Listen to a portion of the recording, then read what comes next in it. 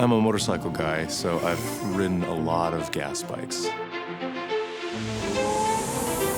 It took me about maybe a week of commuting on an electric bike to realize that I don't want a transmission, I don't want the vibration, I don't want the noise.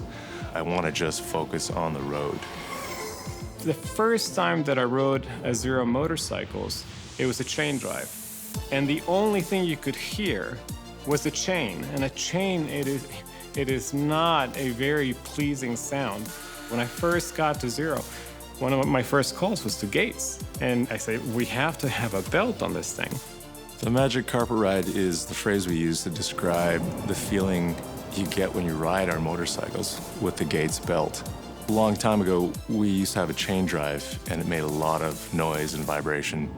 And the instant we had our first prototype running the Gates belt drive, it was so smooth. It completely transformed the motorcycle experience. Part of what makes this motorcycle, the SRF in particular, is so phenomenal is the amount of torque that it puts out. It's an electric motorcycle, and the powertrain is very different, and what we're doing with this powertrain is very different. It's not easy to design a belt drive in a small package.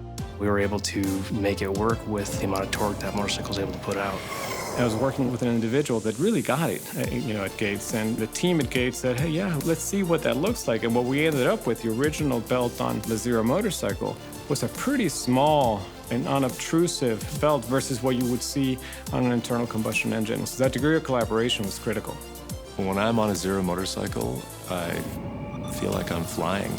With the direct drive of the Gates belt system, there's no shifting at all. You don't have to worry about, am I in the right gear? Combine that with 140 foot-pounds of torque from 0 RPM, and you've got arm-stretching, violent acceleration anytime you want it at any speed. You guys should get on a bike.